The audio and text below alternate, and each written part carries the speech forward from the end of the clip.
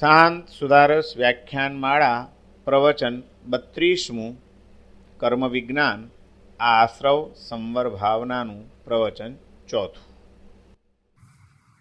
તૃણુ શિવ સુખ સાધન સદુપાયમ, તૃણુ શિવ સુખ સાધન સદુપાયમ, જ્ઞાનાદિક પાવન રત્નત્રય પરમારાધન માન પાયમ, શૃણુ શિવ સુખ સાધન સદુપાયમ. પરમ જ્ઞાની મહોપાધ્યાય વિનય વિજયજી મહારાજ શાંત સુધારસ નામના ગ્રંથમાં જળ અને ચેતનનો વિવેક કરાવીને આ વિશ્વની અંદર આ જળ ચેતનના સંબંધો કેવી રીતે કામ કરી રહ્યા છે, સમગ્ર સંસારનું જે કંઈ પણ કાર્ય થઈ રહ્યું છે એ બધાના મૂળમાં જો કોઈ તત્વો હોય તો આ બે જ તત્વો છે. વિશ્વમાં મૂળભૂત તત્વો બે છે, એક જળ અને બીજું ચેતન. એકલું જળ કંઈ કરી શકતું નથી, એકલું ચૈતન્ય કંઈ કરતું નથી. જે કંઈ પણ વિચિત્રતાઓ, વિવિધતાઓ અને વિષમતાઓનું સર્જન થઈ રહ્યું છે એ આ જળ અને ચેતનના સંયોગના કારણે થઈ રહ્યું છે. માત્ર જળ પદાર્થો, એનામાં કોઈ કાર્ય કરવાની શક્તિ જ નથી, એનાથી કંઈ નથી થઈ શકતું. જળ એવું પણ આ શરીર, એની અંદર જ્યાં સુધી ચૈતન્ય હોય છે ત્યાં સુધી જ એ કાર્ય કરી શકે છે, કંઈ પણ કાર્ય થાય છે. જે પડે આ શરીરમાંથી ચૈતન્ય નીકળી જાય છે, આત્મા નીકળી જાય છે, પછી આ શરીર કંઈ કરી શકે ખરું? એને કોઈ સંવેદનાઓ ખરી? એને કોઈ સુખ દુઃખના અનુભવો ખરા? કંઈ જ નથી. શરીર પછી નિશ્ચેષ્ટ પડ્યું રહે છે, કંઈ નહીં કરી શકે, કારણ કે માત્ર જળ છે. જ્યારે જળનો અને ચેતનનો બંનેનો સંયોગ થાય છે, બે જ્યારે ભેગા ભળે છે ત્યારે કોઈ પણ કાર્યની નિષ્પત્તિ થાય છે. જેમ એકલું શરીર કંઈ કરી શકતું નથી, એમ દેહના બંધનથી સંપૂર્ણપણે મુક્ત થઈ ગયેલા અનંત સિદ્ધના આત્માઓ છે, એમનો માત્ર આત્મા છે, માત્ર ચૈતન્ય છે, એ કંઈ કરે છે ખરા? એમને કોઈ સંવેદનાઓ ખરી? એમને કંઈ ખરું? ના, એમને પણ કંઈ નથી. એકલા ચૈતન્યને કંઈ નથી, એકલા જળને કંઈ નથી, અને જ્યાં બે ભેગા ભળે છે ત્યાં કંઈક ને કંઈક ઉથલ પાથલ થયા વિના રહેતી નથી. આપણા સમગ્ર સંસારનું મૂળ જો કોઈ હોય તો તે આ બે વસ્તુઓનો સંયોગ છે. અને એ બે વસ્તુઓના સંયોગના કારણે જે વિવિધતાઓ સર્જાય છે એ કેવી કેવી સર્જાય છે એનું વર્ણન પણ જ્ઞાની પુરુષોએ કર્યું. એની સાથે આત્માને જે આ જળનો સંયોગ થયો છે એ જળનો સંયોગ સાથી થાય છે. જળ એવા કર્મ પરમાણુઓ આત્માની ઉપર સાથી લાગે છે, એ અંગેનું ચિંતન વિનય વિજયજી મહારાજ આ 7મી આશ્રવ ભાવનામાં, અને એ જળ અને આત્માનો જે સંબંધ થાય છે જે કારણોથી, એ કારણોને દૂર કરવાના ઉપાયો કયા છે એ અંગેનું ચિંતન 8મી સંવર ભાવનામાં આપણી સમક્ષ રજૂ કરી રહ્યા છે. આત્માને કર્મ બંધાય છે અને કર્મ બંધના કારણે, બંધાયેલા કર્મોના કારણે જ અનેક જાતની વિચિત્રતાઓ સર્જાય છે. એ વાત પહેલા વિચારી. પછી એ કર્મબંધ થાય છે એટલે શું થાય છે એની 4 પ્રક્રિયાઓ, પ્રકૃતિ, સ્થિતિ, રસ અને પ્રદેશ, એ અંગેની સ્પષ્ટતા થઈ. ત્યાર પછી એને બંધાવવાની 4 રીતો, પૃષ્ઠ, બદ્ધ, નિધત્ત અને નિકાચિત, આ 4 વસ્તુઓ સમજાવી. એમાંથી 3 પ્રકારનો કર્મબંધ અનિકાચિત છે, એક જ પ્રકારનો કર્મબંધ નિકાચિત થાય છે. જે અનિકાચિત કર્મ બંધાય છે, પૃષ્ઠ, બદ્ધ અને નિધત્ત, અડીને રહેલા, બંધાઈને રહેલા અને ખૂંપીને રહેલા, એવા જે 3 જાતના કર્મબંધનો છે એમાં અબાધા કાળ દરમિયાન ઘણા બધા પરિવર્તનો થવાની શક્યતાઓ છે. એ પરિવર્તન એની પ્રકૃતિની ફેરબદલી રૂપે પણ થઈ શકે, એની સ્થિતિ ઓછી વધુ કરીને પણ કરી શકાય, એના રસની તીવ્રતા, મંદતા, એનો ફોર્સ ઘટાડી શકાય અને વધારી શકાય. આ બધી પ્રક્રિયાઓ અબાધા કાળ દરમિયાન સંક્રમકરણ, ઉદ્વર્તનાકરણ, અપવર્તનાકરણ અને ઉદીર્ણાકરણ, એ બધું અબાધા કાળ દરમિયાન થઈ શકે છે. એ વાત પણ આપણે વિચારી. અને એ પછી ગઈકાલે આપણે એ વાત વિચારી કે જે કંઈ પણ કર્મ બંધાય છે, જે આપણે મન વચન કાયાથી કોઈ પ્રવૃત્તિ કરીએ છીએ, એ પ્રવૃત્તિથી કર્મનો બંધ થાય છે. અને એની પછી પણ એની પાછળ આપણા જે મનની વૃત્તિઓ ચાલે છે એ મનની વૃત્તિઓના કારણે એનો અનુબંધ પડે છે. બંધ અને અનુબંધ. બંધ એકવાર ઉદયમાં આવે, અનુબંધ પરંપરાનું સર્જન કરે. કર્મ બંધાયું, બંધાયેલું કર્મ ઉદયમાં આવ્યું અને ખપી ગયું એટલે વાત પૂરી. પણ જે અનુબંધ પડતો હોય છે એ તો એ કર્મ જ્યારે ઉદયમાં આવે ત્યારે વળી પાછી કેવી વિચિત્રતાઓ સર્જે, એ તમને કેવી પરિસ્થિતિમાં મૂકે, તે વખતે તમારા મનના ભાવોમાં કેવા એ આંદોલનો જગાવે, એના કારણે નવા કર્મબંધ તમે પાછા કેવા કરશો. એ કર્મબંધ પાછા ઉદયમાં આવે ત્યારે વળી પાછા નવા કર્મબંધ થવાના છે. આ જે પરંપરા ચલાવનાર તત્વો હોય તો એ આપણા મનની વૃત્તિઓ અધ્યવસાયો છે અને એ અનુબંધના સર્જક છે. એટલે હકીકતમાં તો બંધ કરતા પણ અનુબંધ વધુ વિચારણીય છે. બંધ એક વખતમાં ખતમ થઈ જવાના છે. અનુબંધ પરંપરાનું સર્જન કરવાના છે. માટે બંધ કદાચ અશુભ પડ્યો હોય તો હજી ચાલશે, પણ કોઈ અનુબંધ ખોટો ન પડી જાય એ માટે વધુ જાગ્રત રહેવાની જરૂર છે. અને એવા અનુબંધ પણ અનેક પ્રકારના પડી શકે છે. પાપનો પણ અનુબંધ પડી શકે છે અને પુણ્યનો પણ અનુબંધ પડી શકે છે. એટલે કે શુભ પરિણામોની પણ પરંપરા સર્જી શકાય છે અને અશુભ પરિણામોની પણ પરંપરા સર્જી શકાય છે. અને એને આપણે ત્યાં પાપાનુબંધી અને પુણ્યાનુબંધી એવા બે નામ આપવામાં આવ્યા. આપણે જયારે આજે કોઈ અશુભ પ્રવૃત્તિ કરીએ તો એ અશુભ પ્રવૃત્તિનો કર્મબંધ આપણને થાય અશુભ, પણ એની પાછળ આપણી મનની વૃત્તિ કેવી છે એની ઉપર આધાર કે એ પાપનો જે બંધ પડ્યો છે એ અનુબંધ પણ પાપનો જ પાડશે કે અનુબંધ પુણ્યનો પાડશે. પુણ્યાનુબંધી પાપ બનશે કે પાપાનુબંધી પાપ બનશે. પાપ કર્યા પછી જો પશ્ચાતાપ થયો અથવા તો પાપ કરતી વખતે હૃદયમાં ખટકા સાથે દુઃખ સાથે ન છૂટકે કરવું પડ્યું છે માટે પાપ કર્યું છે. પાપ કર્યું છે એટલે બંધ તો પાપનો પડવાનો છે, પણ અંદરમાં જે ખટકો હતો, દુઃખ હતું, જાગૃતિ હતી, એના કારણે એનો અનુબંધ પુણ્યનો પડી જશે. અનુબંધ ખોટો નહીં પડે. એટલે એ પાપ જ્યારે ઉદયમાં આવશે ત્યારે આપણને એકદમ અશાંત નહીં બનાવે, બહુ દુઃખી નહીં કરી નાખે, એમાં આપણે ભાન નહીં ભૂલી જઈએ. પુણ્ય શ્રાવકને નિર્ધનતા, પુણ્ય શ્રાવકના જીવનમાં સંપત્તિનું સુખ નહોતું. સંપત્તિ પણ મળે છે પુણ્યના ઉદય છે.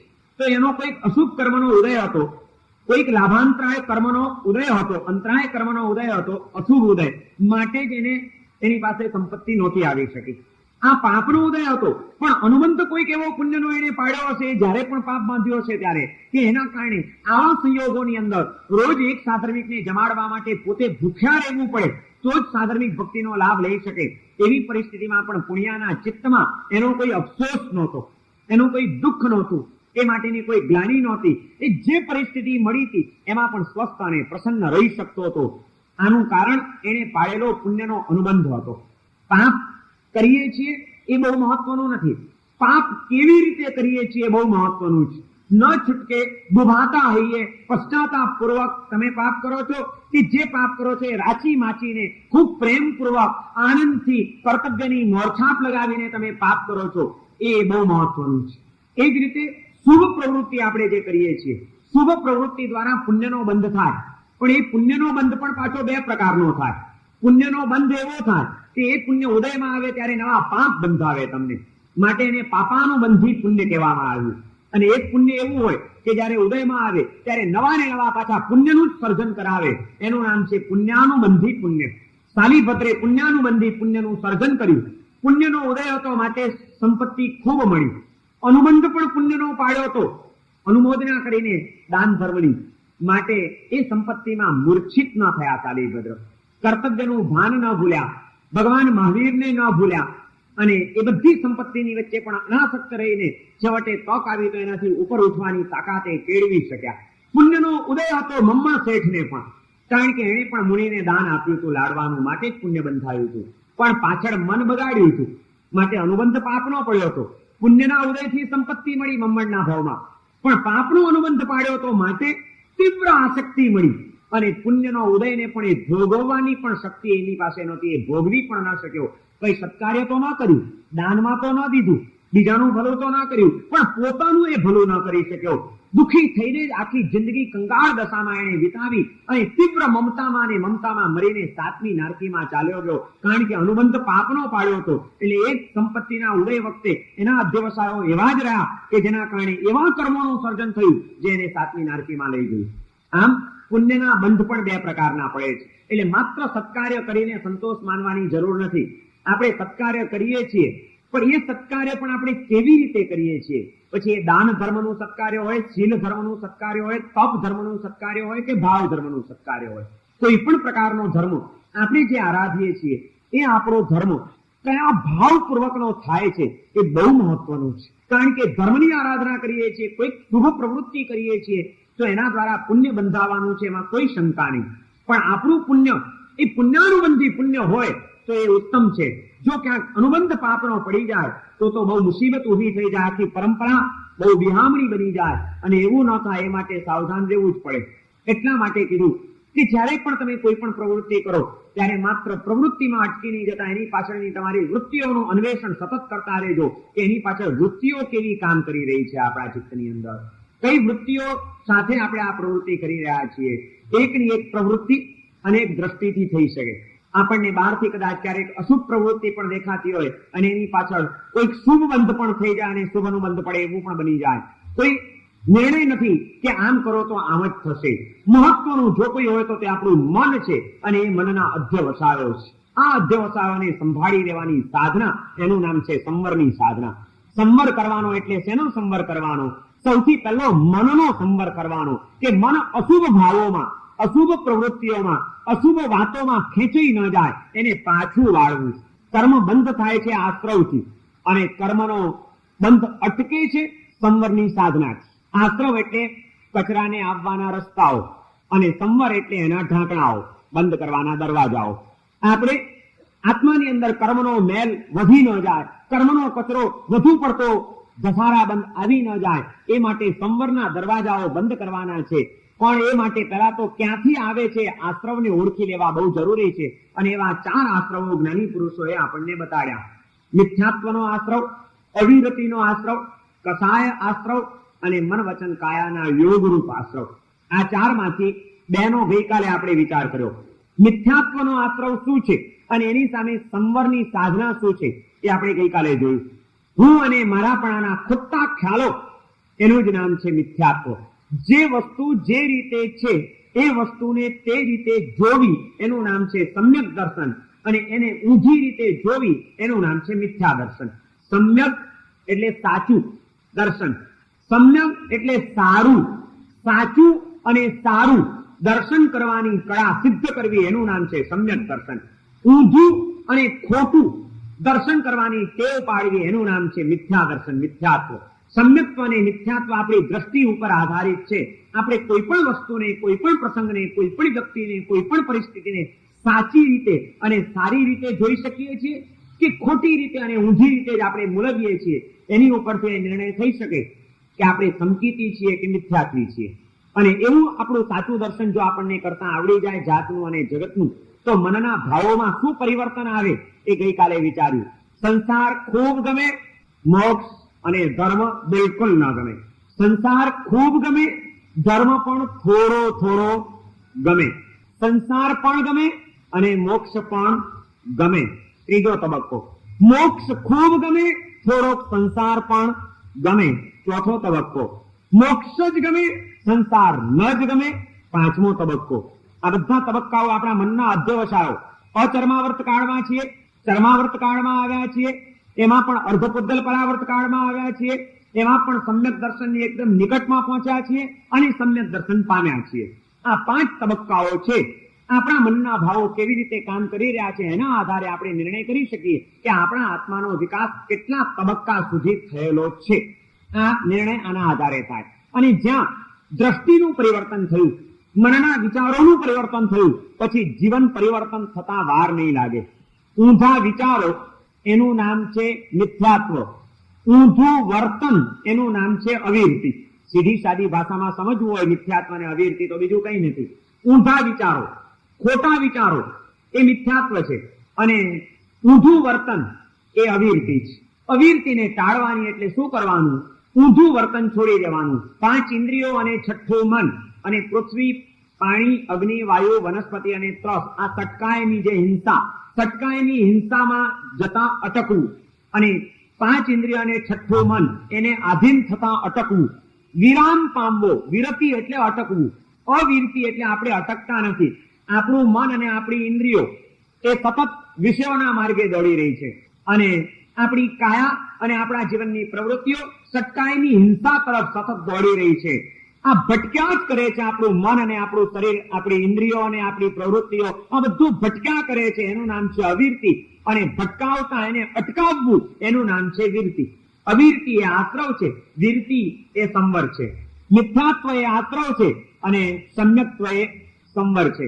આ મિથ્યાત્વ અને અવિરતિનો આશ્રવ ટળે અને એની સામે સમ્યક્ત્વ અને વિરતિનો સંવર આવે એટલે આપણા જીવનની અંદર કર્મબંધ થતો મોટા પાયાનો એક અટકી ગયો. સૌથી વધુમાં વધુ કર્મબંધ કરાવનાર જે તત્વ હતું મિથ્યાત્વ, એ ટળ્યું એટલે કર્મબંધનો એક મોટો જથ્થો આવતો ઓછો થઈ ગયો, અટકી ગયો. ત્યાર પછી ત્રીજો આશ્રવ આવે છે કસાય.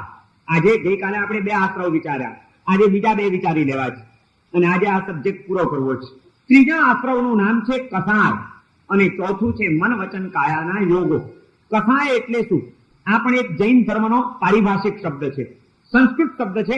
કસ એટલે સંસાર અને એનો આય એટલે લાભ, એને આય વ્યય વિભાગ, ઇન્કમ ટેક્સ. ઇન્કમ એટલે આય, આય એટલે લાભ, આવક, અને કસ એટલે સંસાર, જેનાથી સંસારનો લાભ થાય, જેનાથી સંસારનો લાભ થાય, કસનો આય થાય, એવા જે મનના ભાવો, એનું નામ કસાય. આપણા સંસારને વધારનાર આપણા મનની કેટલીક ગ્રંથિઓ, આપણા કેટલાક દુષ્ટ વિચારો, આપણા હૃદયના કેટલાક દુર્ભાવો એ જ આપણા સંસારનો વધારી રહ્યા છે. સંસારનો લાભ એનાથી થઈ રહ્યો છે. એવા મુખ્યત્વે 4 ભાવો છે: ક્રોધ કસાય, માન કસાય, માયા કસાય અને લોભ કસાય.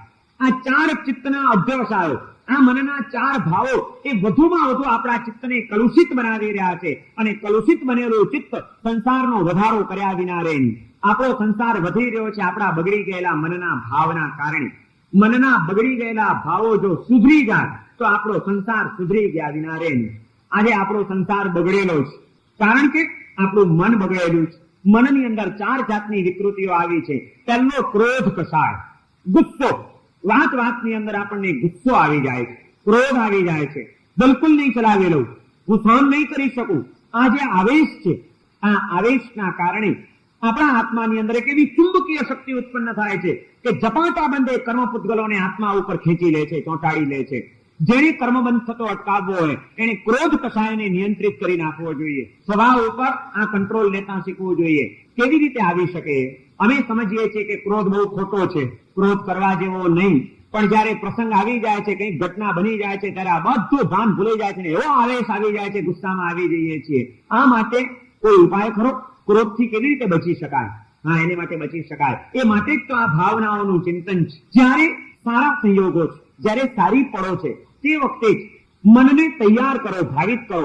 ક્રોધના અપાયોનું ચિંતન અને ક્ષમાના લાભોનું ચિંતન કરતા જો આવડે, ક્રોધ કરવાથી કેટલા નુકસાન થાય છે, એમાં શારીરિક રીતે કેટલું નુકસાન છે, એમાં વ્યવહારિક દ્રષ્ટિએ કેટલું નુકસાન છે, એમાં માનસિક દ્રષ્ટિએ કેટલું નુકસાન છે, આ બધા વિચારો કરીને ક્રોધની ભયાનકતા વિચારી લો. એની સામે એવો કોઈ પ્રસંગ આવે ત્યારે ક્રોધ ન કરીએ અને જો ક્ષમા રાખીએ તો એનાથી કેટલા લાભો થવાની શક્યતા છે, એને પણ વિચારી લો. અને વારંવાર જો એ વિચાર કર્યા હશે તો જીવનો એક સ્વભાવ છે કે જ્યાં લાભ દેખાય ત્યાં એની પ્રવૃત્તિ થયા વિના રહે નહીં, જ્યાં એને નુકસાન દેખાય ત્યાંથી એ પાછો વળ્યા વિના રહે નહીં. ક્રોધથી બચવા માટે ક્રોધના અપાયોનું ચિંતન કરવાની જ્ઞાની પુરુષોએ પહેલી પ્રેરણા કરી કે ગુસ્સો કરવાથી શું નુકસાનો થાય છે. સૌથી પહેલું નુકસાન તો એ કે પેલા પોતાના શરીરનું એ અહિત કરે છે. આજનું સાયન્સ પણ હવે તો એ સિદ્ધ કરી ચૂક્યું છે કે જ્યારે આપણે ક્રોધ કરીએ છીએ, કોઈ ગુસ્સામાં હોઈએ છીએ, મન આપણું ગરમ થઈ જાય છે, ત્યારે લોહીનું સર્ક્યુલેશન એટલું બધું વધી જાય છે અને એવી એક એમાં ઉષ્ણતા આવી જાય છે જે આપણા આરોગ્યને જબરજસ્ત નુકસાન પહોંચાડે છે. આજનું સાયન્સ હવે એ સંશોધન ઉપર આવ્યું છે કે માતા જ્યારે બહુ ગુસ્સામાં હોય, કઈ ઘટના બની અને ભયંકર ગુસ્સામાં હોય, તે વખતે એને પોતાના બાળકને સ્તનપાન કરાવવું નહીં જોઈએ, નહીં તો એ બાળકના આરોગ્યને માટે બહુ મોટું જોખમ ઉભું થઈ જાય. આ કોઈ સંતોએ, સાધુ સંતોએ કે ધર્મગુરુઓએ કરેલી વાત નથી, આ આજના સાયન્સનું તારવણ છે. કારણ કે જ્યારે માતા ગુસ્સામાં હોય છે, આવેશમાં હોય છે, ત્યારે એના શરીરના કોષોમાં એક એવું પરિવર્તનનું ચક્ર ચાલે છે કે એના કારણે એના અંતરમાં એના શરીરના એક તત્વોની અંદર પોઈઝન્સ ઉભા થઈ જાય છે અને એ પોઈઝન જો બાળકના પેટની અંદર જાય તો એ બાળકના આરોગ્યને અને એના ભવિષ્યને નુકસાન પહોંચાડ્યા વિના રહે નહીં. ક્રોધ કરવાથી શારીરિક રીતે નુકસાન છે, આરોગ્યને ધક્કો પહોંચાડનાર છે. મન તંગ રહે છે, મગજ ગરમ રહે છે, અંદરના સ્નાયુઓ અને નસો ખેંચાય છે, માનસિક રીતે પણ નુકસાન થાય છે. ક્રોધ કરવાથી તે વખતે ભાન નથી રહેતું અને કદાચ ન બોલવાનું બોલાઈ જાય કે ન કરવાનું થઈ જાય તો એના કારણે વ્યવહારિક ભૂમિકાએ પણ ઘણા બધા મોટા નુકસાનો થવાની શક્યતાઓ. વર્ષોના સારા સંબંધો પણ ક્યારેક કોઈ કટુ વચનના કારણે તૂટી જાય છે એવું નથી બનતું. વર્ષો સુધી સારા સંબંધો જાળવ્યા હોય અને હવે પછી પણ કદાચ એ સંબંધો બહુ ઉપયોગી હોય, પણ આવેશમાં ક્ષણભર આવી ગયા અને ગમે તેમ બોલી નાખ્યું. એક વાત સમજી રાખજો, આપણે તો એના એ રહીએ છીએ. કાલે કદાચ આપણે શાંત થઈ જઈશું, પણ એક વખત જે કટુ શબ્દો બોલાઈ ગયા, એ બોલાઈ ગયેલા શબ્દો પકડાઈ જતા હોય છે, એ સામા માણસના હૃદયને વીંધી જતા હોય છે, અને વિંધાયેલું હૃદય એ પછી ઘા એનો રૂઝાતો નથી. શરીરના ઘા હજી જલ્દી રૂજાઈ જશે, પણ વાણીના ઘા રૂઝવવા બહુ મુશ્કેલ હોય છે. અને એવું કોઈના હૃદયને આપણે ઘાયલ ન કરી નાખીએ, કોઈના હૈયાને આપણે વીંધી ન નાખીએ, એ સાવધાની રાખવી જ જોઈએ. નહીં તો એ એનું હૃદય વિંધાયું છે, ક્યારેક આપણા જીવનમાં પણ એનો વેદ થયા વિના રહેશે નહીં. વ્યવહારિક ભૂમિકાએ પણ એમાં ઘણા બધા મોટા નુકસાનો છે. આ નુકસાનોનું ચિંતન કરીને એ ભાવોથી દૂર રહેવાનો પ્રયત્ન કરી શકાય છે. એની સામે ક્ષમાના લાભો વિચારવાના છે. ક્ષમા રાખવાથી પહેલા તો આપણું મન શાંત રહે છે, આપણો વ્યવહાર પ્રેમ ભર્યો જળવાઈ રહે છે, આપણે પણ બળતા નથી, સામેના માણસને પણ બાળતા નથી. હા, ક્રોધમાં તો આપણે પણ બળવાનું, અને એ જ્વાળાઓની ઝાડ જેને લાગે એ પણ બળ્યા વિના રેની. પોતે બળે અને બીજાને બાળે, લાભ એકેને નહીં. એના કરતા પોતે ઠરે અને બીજાને ઠારે, એ તાકાત ક્ષમા ધર્મની અંદર છે. મારે બળવું છે અને બાળવા છે, કે અંતરમાં ઠરવું છે અને બીજાને ઠારવા છે, એનો વિચાર મારે કરવાનો છે. સારા સંયોગોમાં, સારી પળોમાં આ બધું ચિંતન કરીને મનને એવી રીતે તૈયાર કરવો જોઈએ કે કાલે કદાચ એવું બનશે કે મારા ઘરનો ઘાટી બેદરકારી ભર્યું વર્તન કરશે, અથવા તો મારો દીકરો એ બિલકુલ કેરલેસ છે, એના કોઈ કામમાં ચોકસાઈ હોતી નથી, એ આવતીકાલે પણ કોઈ ચોકસાઈ વગરનું કામ કરશે, એમાં મને નુકસાન થશે, અને તે વખતે મારે શું કરવું છે? હું ગુસ્સો કરીશ. જો ગુસ્સો કરીશ તો ગુસ્સામાં કદાચ ગમે તેવું બોલી જઈશ. હું જે બોલી જઈશ એના શબ્દો મારો દીકરો પકડી લેશે, એના હૈયામાં ઘા લાગશે. ઇમ્પોર્ટેડ કપરકાબી તૂટી ગયા હશે અને એના કારણે હું આવેશમાં આવીશ. કપરકાબી બીજા આવી શકશે ઘરની અંદર, પણ દીકરાનું હૈયું જે તૂટી ગયું એ હૈયું બીજી વાર નહીં મળી શકે ફરીથી. એનું હૃદય તો તૂટેલું રહેશે. એને કદાચ પછી સાંધશું તો એનો સાંધો તો દેખાયા જ કરશે.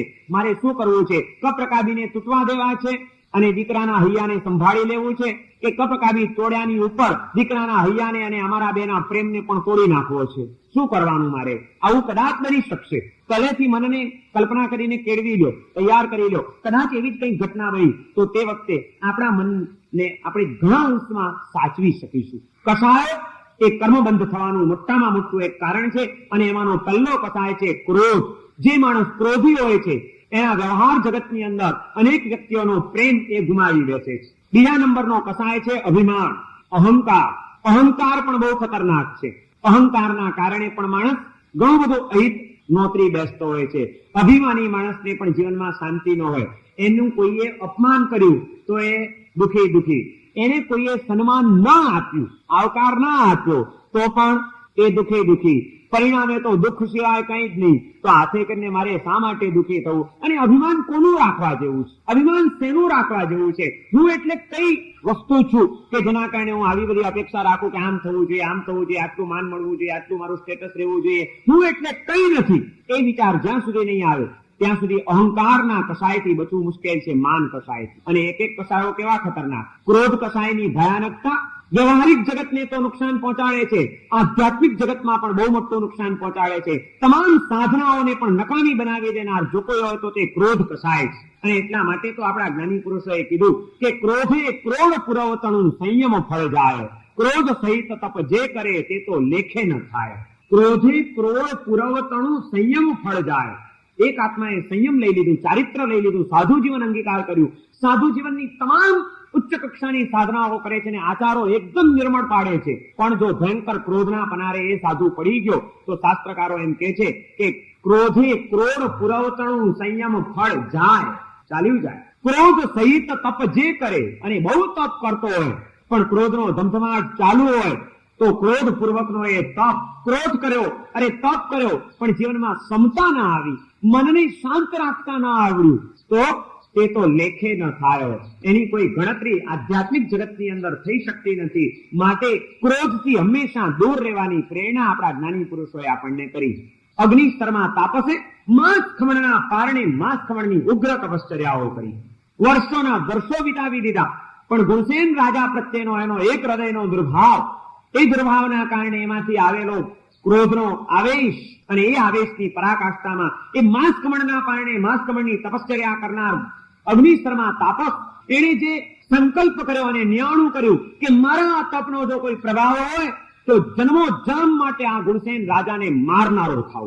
એણે મને આટલો હેરાન કર્યો, મારી મસ્કરી કરી, હું નહીં સહન કરી શકું એને, હું નહીં સહન કરી શકું. અને એ ક્રોધના ધમધમાટમાં આવા મહાન તપસ્વી તાપસે જે નિયાણું કરી નાખ્યું, ક્રોધના કારણે તપની વેચી નાખવાની જે ભૂલ કરી, ક્રોધ સહિત જે એને તપ કર્યો, એ તપનું પરિણામ શું? 10 ભવ સુધી આ ક્રોધ કસાયની એક પરંપરા ચાલી, એનો એક અનુબંધ સર્જાયો. અને એ અનુબંધ ભયંકર વિનિપાતના માર્ગે અગ્નિસ્તરમાં તાપસને લઈ ગયો. એનો તપ એને બચાવી ન શક્યો, એનો ક્રોધ એને મારનારો જરૂર બની ગયો.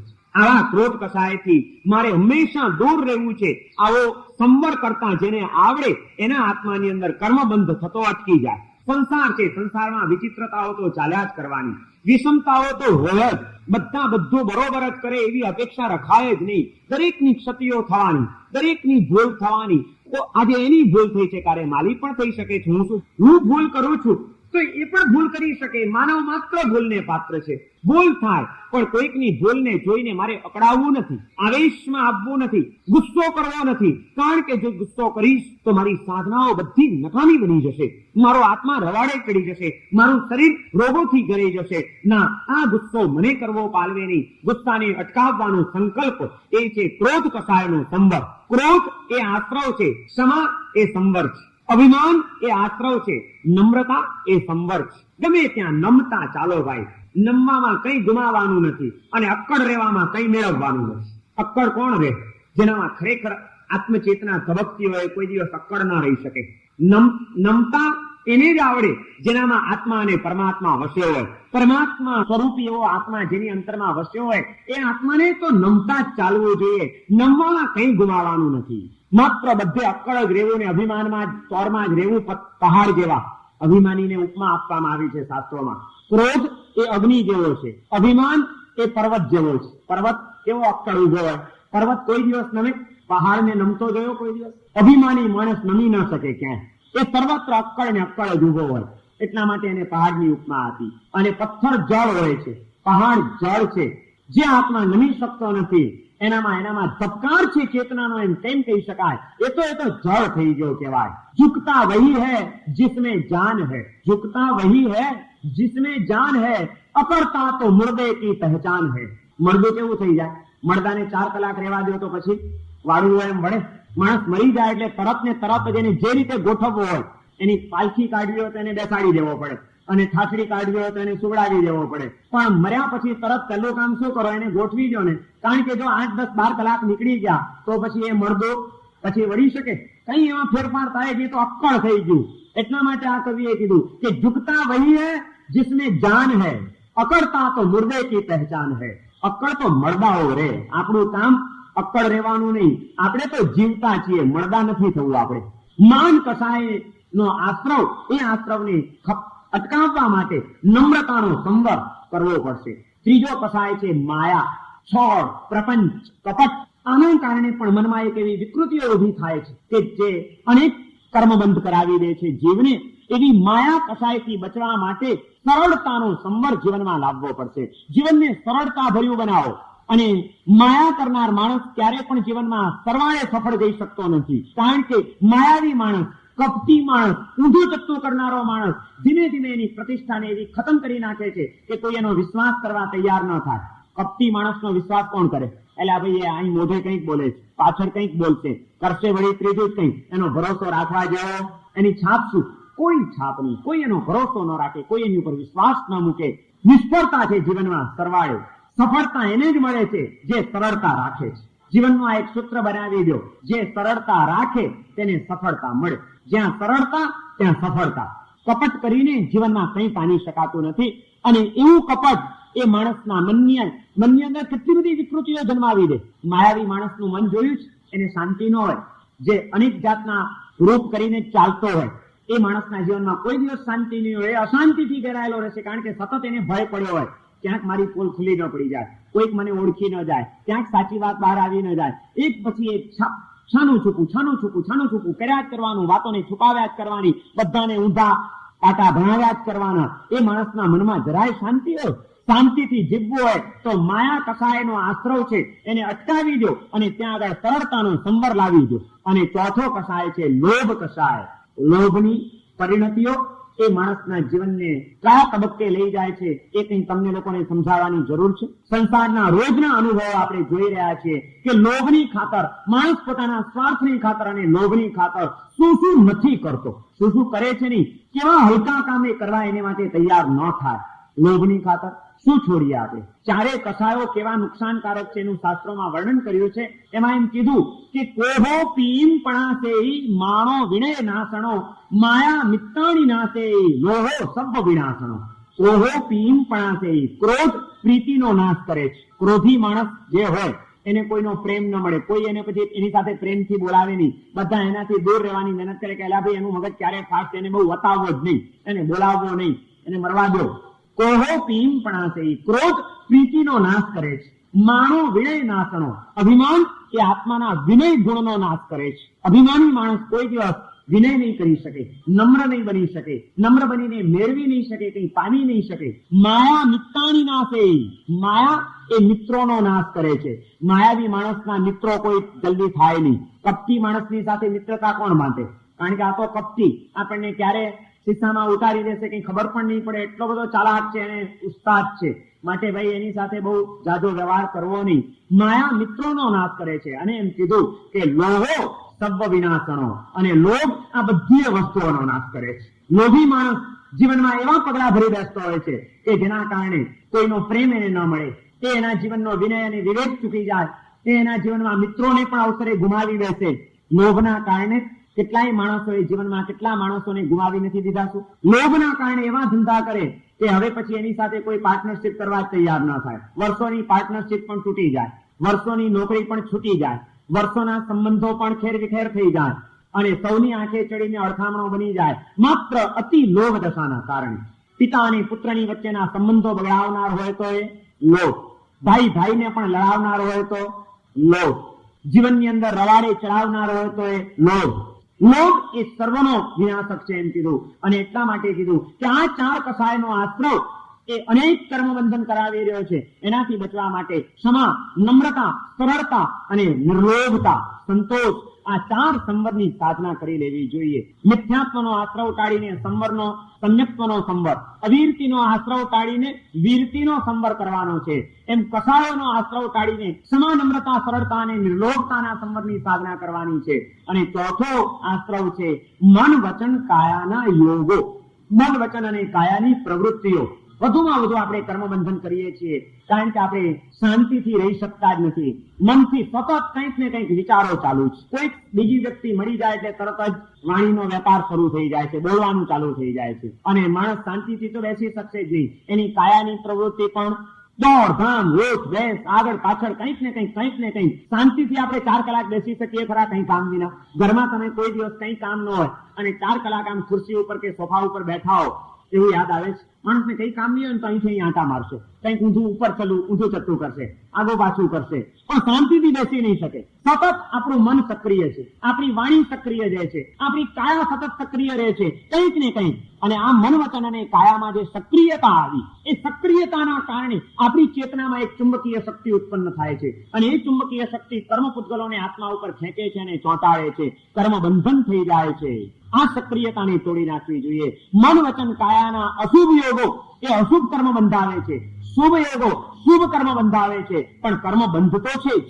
બેડી લોઢાની હોય કે સોનાની હોય, પણ બેડી એ બેડી છે, બંધન એ બંધન છે. પાપ કર્મબંધ એ લોઢાની બેડી છે, તો પુણ્ય કર્મબંધ એ સોનાની બેડી છે, પણ આખરે બંધન છે. બંનેથી મુક્ત થાવ ત્યારે જ તમારો આત્મા નિર્વાણ અવસ્થાને પ્રાપ્ત કરી શકે છે. મુક્ત થવા માટે તો પુણ્યને પણ છેવટે છોડવું પડશે.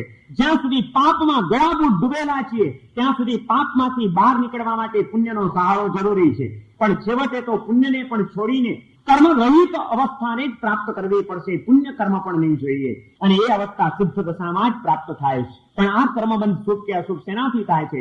મન વચન કાયાના યોગોથી. મન વચન અને કાયાના યોગો એની સક્રિયતા એ આશ્રવ છે. મન ગુપ્તિ, વચન ગુપ્તિ અને કાય ગુપ્તિ એટલે કે મનને વિચાર રહિત કરવું, વાણીને સંપૂર્ણ મૌન કરી દેવી અને કાયાને બિલકુલ સ્થિર કરી દેવી, એનું નામ છે મન વચન કાયાની ગુપ્તિ. પણ હંમેશને માટે આપણે મન વચન કાયાને બિલકુલ નિષ્ક્રિય અને શાંત રાખી શકીએ આજે શક્ય છે? સંપૂર્ણપણે ગુપ્તિ શક્ય નથી. એટલા માટે જ્ઞાની પુરુષોએ સમિતિની પણ પાછી પ્રેરણા આપી. ગુપ્તિ અને સમિતિ આ બે જૈન પરિભાષાના બીજા નવા બે શબ્દો છે. મન વચન અને કાયાની સક્રિયતાને બિલકુલ શાંત કરી દેવી એનું નામ છે ગુપ્તિ. એની પ્રવૃત્તિને અટકાવી દેવું નામ ગુપ્તિ કહેવાય. અને મન વચન કાયા સંપૂર્ણપણે શાંત હંમેશને માટે તો રહી શકશે નહીં, એમાં કંઈક સક્રિયતા તો આવશે.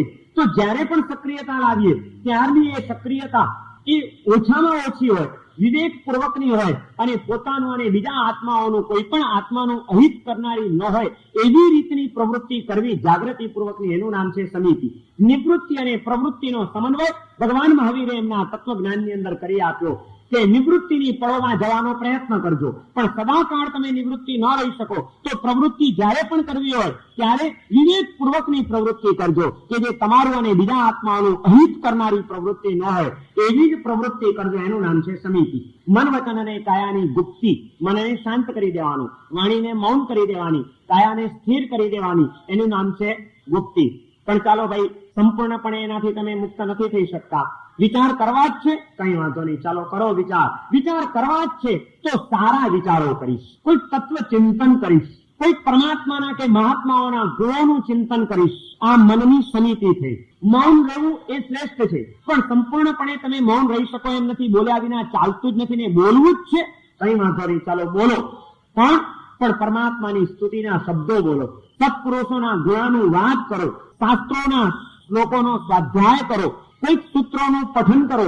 વાણીનો ઉપયોગ તો કરવો જ છે, પણ નકામી વાતોમાં હું વાણીનો ઉપયોગ નહીં કરીશ. પારકી પંચાતોમાં અને નિંદા કુથલીમાં આ વાણીનો ઉપયોગ કરીને મારી જીભને કલંકિત નહીં કરું. આ ઉપયોગ એ કર્મ બંધનને અટકાવવાનો શ્રેષ્ઠ માર્ગ છે. બહુ બોલબોલ કરીને પણ આપણે કર્મ બાંધીએ છીએ, આપણને ખ્યાલ છે ખરો? નકામી બોલબોલ કરવી એટલે કર્મોના દરવાજા ઉગાડા કરી નાખવા કે હવે કચરો આવવા દો આત્માની અંદર. નિરર્થક વાતો એ કર્મ બંધનનું કારણ છે. નિરર્થક વિચારો એ કર્મ બંધનનું કારણ છે. ગમે તેવી વાતો કરવી એ કર્મ બંધનનું કારણ છે. કોઈકની નિંદા કુથલી અને પારકી પંચાતો કરીએ જેમાં આપણને કંઈ મળતું નથી ને આપણી કોઈ જવાબદારી નથી, એ અઢળક કર્મ બંધન આપણા આત્માની ઉપર કરાવી રહ્યું છે. એ બધાથી બચવું હોય તો શું કરવું પડે? વાણીનું મૌન, અને મૌન ન જ રહેવાય તો એની સમિતિ, વચન યોગની સમિતિ. મન ગુપ્તિ, વચન ગુપ્તિ અને કાય ગુપ્તિ.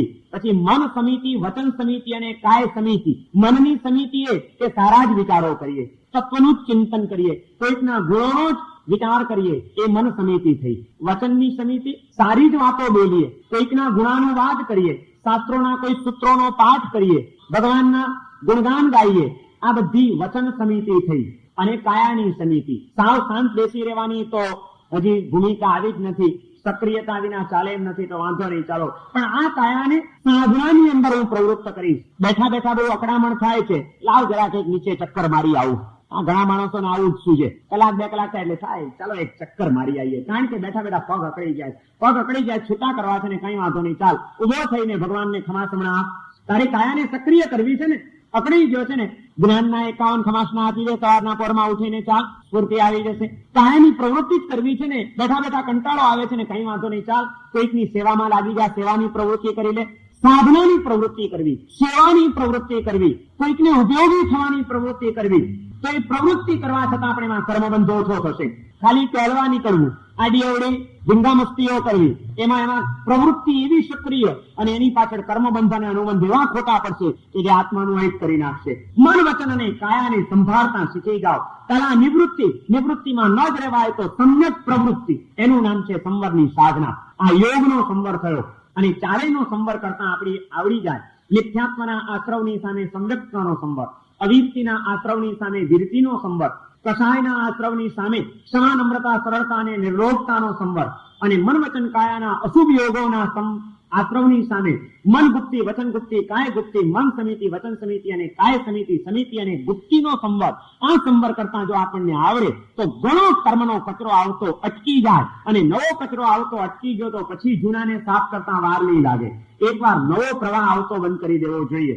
દેવું બહુ થઈ ગયું હોય અને હવે દેવામાંથી મુક્ત થવું હોય તો શું કરો? પહેલા નવું દેવું કરવાનું બંધ કરી દો. હવે કોઈના પૈસા વ્યાજે લેવા નથી. જે લઈ લીધા છે એને હવે ધીમે ધીમે ચૂકવવા માંડો, તો થોડાક વખતમાં તમે દેવા મુક્ત બની જાઓ. પણ નવું દેવું કર્યા જ કરતા હો તો હાલત શું થાય? અનંત આત્માઓ સિદ્ધ અવસ્થાને પ્રાપ્ત કરી કે આપણો આત્મા હજી સંસારમાં રખડી રહ્યો છે એનું કારણ જ આ છે કે એને નવું દેવું કરવાનું ચાલુ જ રાખ્યું છે. સતત આ ચારે આશ્રવોને એવો છૂટો દોર આપ્યો છે કે એટલા બધા કર્મ બંધાઈ રહ્યા છે કે કોઈ દિવસ આપણું ઠેકાણું પડતું જ નથી. જે કંઈ પણ જીવનની અંદર પ્રવૃત્તિઓ કરીએ એ આ જાગૃતિ પૂર્વક કરીએ કે મારે આશ્રવોથી બચવું છે અને સંવરની સાધનાને જીવનમાં સ્થાન આપવું છે તો કામ થઈ જશે. અને એની સાથે સાથે જેમ પ્રવૃત્તિનું પરિવર્તન એમ એ પ્રવૃત્તિથી બંધ થશે, વૃત્તિથી અનુબંધ પડવાનો છે, એ અનુબંધને પણ ટાળવાનો છે. આપણો અનુબંધ સમ્યક અનુબંધ બને એ માટે સાવધાન રહેવાનું છે. પ્રવૃત્તિ સારી કરી હશે પણ જો મન બગડ્યું હશે, મનને જો સંભાળતા નહીં આવડ્યું હોય તો પાછી તકલીફ ઉભી થઈ જશે. ભગવાન મહાવીરના ચરણોની અંદર સાનિધ્ય પ્રાપ્ત કરીને જીવનને ધન્ય બનાવનાર મેઘકુમાર જે મહારાજા શ્રેણિકનો પુત્ર હતો, ભગવાનની દેશના સાંભળી વૈરાગ્ય આવ્યો.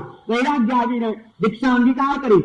રાજકુમાર રાજવી સુખો, વૈભવ, સંપત્તિ આ બધાનો ત્યાગ કરીને ભગવાન મહાવીરના ચરણે જીવનનું સમર્પણ કરે છે અને સાધુ જીવન અંગીકાર કરે છે. પણ સાધુ જીવન અંગીકાર કર્યા પછી પહેલી જ રાત્રે એનું સહેજ મન બગડ્યું. એનું કારણ શું ખબર છે? મહારાજા શ્રેણિકે ઘણો સમજાવ્યો હતો કે ભાઈ તારું કામ નથી, રહેવા દે. પણ તે છતાં ઉત્કટ વૈરાગ્યના કારણે એને આગ્રહ કરીને પણ અનુમતિ મેળવી હતી અને દીક્ષા લીધી. દીક્ષા લીધા પછી આખો દિવસ પસાર થઈ ગયો. રાતનો સમય આવ્યો. ભગવાન મહાવીરના તો અનેક શિષ્યો અને બધા શિષ્યો લાઈનસર બધાની લાઈન લાગે. એમાં એ જે ઉપાશ્રયમાં કે જે મકાનમાં હશે ત્યાં આગળ આજના છેલ્લા નવા દીક્ષિત જુનિયર સાધુ મેઘ મુનિ હતા. એ મેઘ મુનિની પથારી એકદમ દરવાજા પાસે છેલ્લી આવી લાસ્ટમાં. અને રાતનો સમય, આટલા બધા સાધુઓ લઘુશંકા માટે કોઈ ઉઠતા હોય, બહાર જતા હોય, આવતા હોય, આ બહાર અવર જવર થાય એ દરવાજામાંથી જ બધાને નીકળવાનું થાય ને ત્યાં આગળ જ મેઘકુમારનો સંથારો. એટલે આવતા જતા કોકની ઠેસ વાગી જાય અંધારામાં, કોકના પગની ધૂળ એના સંથારામાં પડે.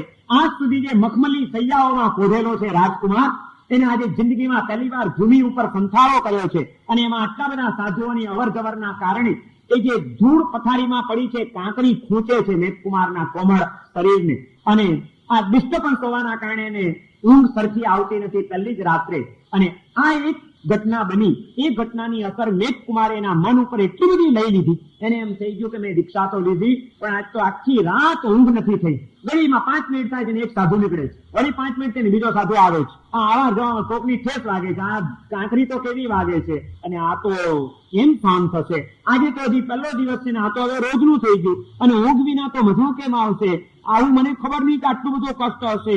આવું સાધુ જીવન કષ્ટમય મારાથી નહીં પડાય. હું તો સવાર થાય એટલે ભગવાન પાસે જઈશ અને ભગવાનને કહીશ કે પ્રભુ આ તમારો ઊભો પાછો લઈ લે, હું તો ઘરે જાઉં છું. વૈરાગ્યથી દીક્ષા લીધી છે. કોઈ સંસારમાં તકલીફ નહોતી કઈ એને.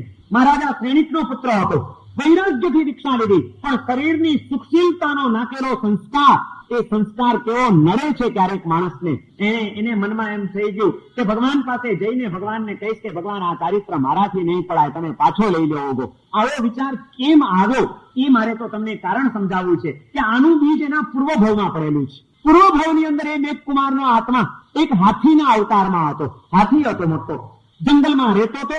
અવારનવાર જંગલમાં દાવાનળો ફાટી નીકળે, આગ ફાટી નીકળે, અને એ બધાના અનુભવો હાથીને પણ હતા.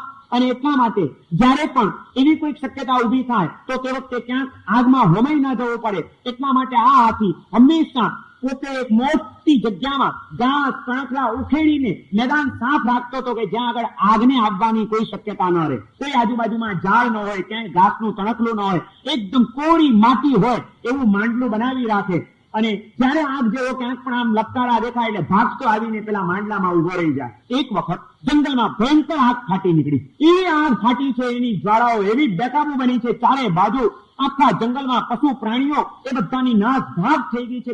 જાન બચાવવા માટે આ હાથી મેઘકુમારનો જીવ એ હાથીના અવતારમાં દોડતો પોતે જે માંડલું બનાવ્યું હતું એ માંડલામાં આવીને ઉભો રહી ગયો.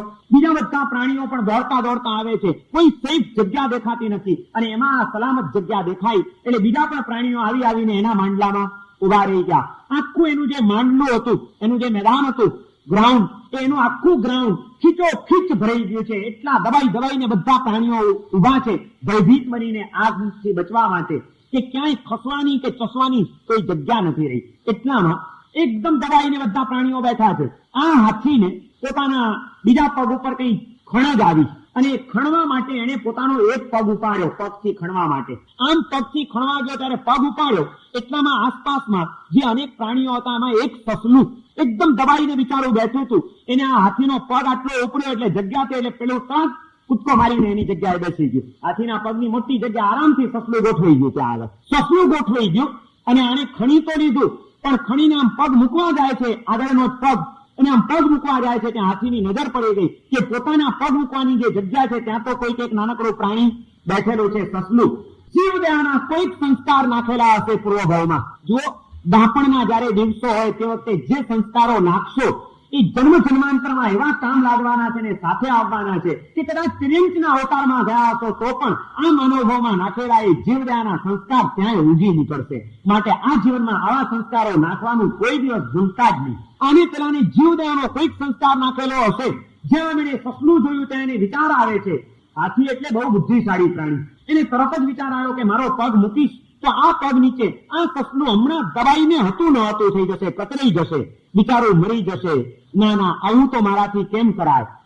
તો તરત જ હવે શું કરવું? એટલે પોતાનો એક પગ એને પોતાના બીજા પગને આમ અડાડીને ટેકે 3 પગે હાથી ઉભો રહી જાય છે. હવે ત્યાં 1-2 મિનિટનો કોઈ સર્કસનો ખેલ નહોતો અને એવી કોઈ પ્રેક્ટિસ નહોતી. એને આપણે જીવદયાની ભાવના પ્રબળ બની અને એને પોતાનો પગ સાચવીને રાખ્યો છે. એમાં આંખ તો લપકારા મારતી વધી રહી છે અને એમ કરતા કરતા કોણા કલાકો નીકળી ગયા. લાંબા સમય પછી આંખ શાંત થઈ ગઈ એટલે બધા પ્રાણીઓ પોતપોતાની જગ્યાએ જવા માટે નીકળ્યા. એમાં 2.5 દિવસ પસાર થઈ ગયા. 2.5 દિવસ સુધી હાથી એક પગ ઊંચો રાખીને જ ઉભો રહ્યો. એક નાનકડા સસલાની જીવદયા ખાતર. કોણ ચડે, માણસ કે પશુ? કોણ ચડે? એક સસલાની દયા ખાતર હાથી જેવું પ્રાણી 2.5 દિવસ સુધી એક પગ ઊંચો રાખીને એની કાયા કેટલી ભારે હશે, છતાં એના સંસ્કાર કયા અને નાનકડા પણ દુઃખને ન સહન કરવાની ભૂમિકામાં મુકાયેલા આપણી આજની સ્થિતિ કઈ કોઈ દિવસ કમ્પેરિઝન કર્યું છે આપણે? કેટલી હિંસાઓને છૂટા દોર આપ્યા છે આપણે? એ વાતો આજે નથી કરવી, કાલે કરવાનો છું હું તમને. 2.5 દિવસે દાવાનળ શાંત થઈ ગયો. બધા પ્રાણીઓ પોતપોતાની જગ્યાએ જવા માટે નીકળી ગયા. સસલું પણ નીકળી ગયું, ખસી ગયું, મેદાન ખુલ્લું થઈ ગયું. એટલે હાથીએ હવે 2.5 દિવસથી અકળાયેલો પોતાનો પગ ત્યાં આગળ નીચે મૂકે છે. આ 2.5 દિવસથી પગ એવો અકળાઈ ગયો હતો કે જેવો પગ મૂક્યો તો બેલેન્સ કરી ન શક્યો અને હાથી ગબડી પડ્યો. અકળાયેલા એ પગને એ પકડી ન શક્યો અને ગબડીને ત્યાં આગળ પડ્યો. હવે ઉભા થવાની તાકાત નથી. એક પગ ઉપર વજન આવ્યું હતું 2.5 દિવસ સુધી અને એક પગ અધ્ધર, એટલે આ પગ આમ અકડાઈ ગયો હતો અને પેલો પગ વજનના કારણે અકડાઈ ગયો હતો. આગળના 2 પગ એના નકામા થઈ ગયા છે. ઉભો રહી શકે કે ઉભો થઈ શકે એની કોઈ શક્યતા નથી. ત્યાં પડ્યો રહ્યો અને એ પડ્યા હવે એને જંગલમાં ત્યાં આગળ કોણ ખાવાનું આપવા જાય, કોણ એને પાણી પીવડાવવા જાય? દિવસ ઉપર દિવસ જવા માંડ્યા. જો જીવદયાની પ્રવૃત્તિ કરી હતી એના કારણે એને પુણ્ય બાંધ્યું હતું, પુણ્યનું સર્જન થયું હતું. માટે જ હાથીના ભાવમાંથી રાજા શ્રેણિકને ત્યાં રાજકુમાર તરીકે જન્મ્યો. એ પુણ્ય એને ક્યાંથી ઉપાડીને ક્યાં મૂકી દીધો? કેટલું મહાન પુણ્ય! પણ એ પડ્યા એને જે દિવસો સુધી ખાવા પીવાનું ન મળ્યું, એ મનની અંદર જે વિષાદ ચાલ્યો અને એમાં છેલ્લે એની અવસ્થામાં ત્યાં મૃત્યુ પામે છે, ભૂખ્યો અને તરસ્યો. પણ મળતા એને વિચાર આવી જાય છે કે મેં એને બચાવવા માટે આટલું કર્યું પણ આ જંગલમાં કોઈને મારી પડી નથી, તો મને શું પડી હતી? જરાક મન બગડ્યું, મારી કોઈ સંભાળ ન લીધી. હું અહીંયા આગળ અત્યારે અકળાઈને પડ્યો છું અને મને કોઈ સંભાળ લેનાર નથી. આ શરીરની સુખશીલતાનો જે વિચાર કર્યો અને એમાં થોડુંક મન બગાડ્યું. એ સંસ્કાર એ કે અનુબંધ પડ્યો, પુણ્યનો બંધ હતો પણ પાછળથી સહેજ મન બગાડ્યું. એના કારણે બીજા ભાવમાં મેઘકુમાર થયા, રાજ પરિવારની અંદર જન્મ મળ્યો, ભગવાન મહાવીરનો ભેટો થયો. ભગવાન મહાવીરના પાસે જીવનનું સમર્પણ કરવાનો ભાવ જાગ્યો. આ બધું એના પુણ્યના ઉદયો હતા. એક જીવદયાનું પુણ્ય કેટલા અદભુત તબક્કાઓ ઉભા કરી શકે છે કલ્પના કરો. સાક્ષાત તીર્થંકર મહાવીરનો ભેટો કરાવનાર મેઘકુમારને માટે જો કોઈ તત્વ હોય તો તે હાથીના ભાવમાં પાયેલી જીવદયાથી ઉભું કરેલું પુણ્ય હતું. આજનું આપણું નાનકડું પુણ્ય આવતીકાલે કદાચ આપણને સાક્ષાત તીર્થંકરનો પણ ભેટો કરાવી દે. પુણ્યને ઉભું કરતા શીખો. પાપો તો બહુ ઉભા કર્યા છે, હવે પુણ્ય બાંધો.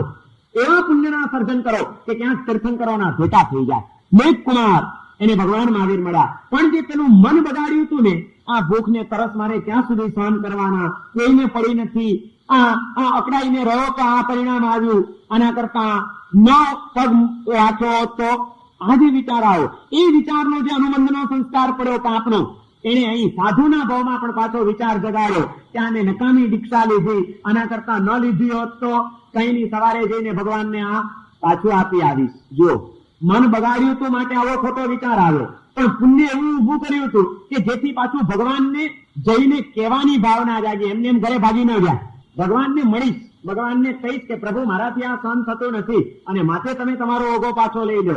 આ સદબુદ્ધિ પણ આ પુણ્ય જગાડી પાછી સવાર પડે છે. મેઘમુનિ જાય છે ભગવાનની પાસે. ભગવાન તો સર્વજ્ઞ હતા, પ્રભુ મહાવીર તો એ તો બધું જાણતા હતા. એમને એ પણ ખબર પડી ગઈ હતી કે મેઘકુમાર કેમ આવ્યા છે અને એમણે રાતના શું દુર્ધ્યાન કર્યું છે. એટલે તરત જ આવે છે. એટલે ભગવાન વાત્સલ્યપૂર્વક ખૂબ પ્રેમથી આવો વિચાર કરીને આવ્યા છે, છતાં ભગવાન તિરસ્કાર. હે મેઘમુનિ, હું વિચારો કરો છો? વૈરાગ્યથી દીક્ષા લીધી આટલા માટે દીક્ષા છોડવાનું સમજ પડે છે તમે કોણ છો? એમ ન કીધું. ગમે તેવો આત્મા હોય એને પ્રેમથી બોલાવતા શીખો, એને ઠારતા શીખો. એના અંતરમાં અત્યારે અસમાધિ તો છે જ, એમાં તમે વળી પાછા નવા ડામ 4 શું કામ વધારે આપો છો? એને સમાધિ આપો. ભગવાન એને કહે છે કે આવો મેઘમુનિ આવો. શું છે, તમને રાત્રે ઊંઘ ના આવી અને એટલે તમારા મનમાં દુર્ધ્યાન થયું છે, ચારિત્ર જીવન છોડવાનો તમે વિચાર કરો છો? પણ મેઘમુનિ આવું દુર્ધ્યાન ન કરાય. તમને ખબર છે કે તમારો આત્મા કેટલો મહાન છે? ચારિત્ર છોડવાનો વિચાર કર્યો છે, કેટલા અધમ આત્મા છે એમ ન કીધું. તમારો આત્મા કેટલો મહાન છે તમને ખબર છે? આ તમે ક્યાંથી આવ્યા એ જાણો છો? શરીરને થોડીક રદ વાગી, સાધુના ચરણોની ધૂળ તમારા શરીરને લાગી માટે તમે અકળાયા છો, પણ એવી અકળાવાની જરૂર નથી. માટે તમે ચિંતા નહીં કરતા. તમે ગયા ભાવમાં જે આ જીવદયા પાડી, તેમ કરીને આખા આગલા ભાવની વાત કરી કે એક સસલાની જીવદયા પાડીને તમે જે શરીરનું કષ્ટ સહન કર્યું એનાથી પુણ્ય ઉભું થયું ને આજે તમે અહીં આવ્યા છો. તો આ ભાવમાં આટલું કષ્ટ તમે સહન ન કરી શકો, થોડીક ધૂળ વાગી એમાં અશાંત બની ગયા, એને સફળ બનાવો. ભગવાને એવી પ્રેરણા કરી કે મેઘમુનિ પાછા સ્થિર થઈ ગયા અને ત્યાં એમણે પ્રતિજ્ઞા કરી લીધી કે પ્રભુ હવે આ શરીરની કોઈ સુખશીલતા મને સતાવે નહીં, એ માટે મને પ્રતિજ્ઞા આપી દો કે આંખોથી જીવદયા પાડવી છે માટે આંખોની સંભાળ લઈશ, બાકી આ શરીરની ઉપર જરાય કોની લાગણી નહીં દેખાડું. એની સાધના કરીશ, એ તપ કરીશ કે આ શરીરની સુખશીલતાનો મારો સંસ્કાર તૂટી જાય અને આ દેહના બંધનથી મારો આત્મા મુક્ત બની જાય. હવે મેઘમુનિ પાછા ઠેકાણે આવી ગયા. પ્રવૃત્તિ સારી કરજો પણ મનને હંમેશા સંભાળજો. મનને સંભાળતા જો નહીં આવડે તો કામ બગડી જશે. પુણ્યનો બંધ અને પુણ્યનો અનુબંધ પાડવા માટે આ આશ્રવ અને સંવર ભાવના આપણને ઘણી પ્રેરણાઓ આપી રહી છે. ઘણી બધી વાતો વિનય વિજયજી મહારાજ હજી તો અહીં કરે જ છે, પણ આપણે અત્યારે એ બધી વાતોને અહીં સ્થગિત કરીએ. આજે આશ્રવ અને સંવર ભાવનાની આપણે પૂર્ણાહુતિ કરીએ છીએ અને એ રીતે સામ સુધારસની 8 ભાવનાઓ, અડધો ગ્રંથ આપણો પૂરો થયો.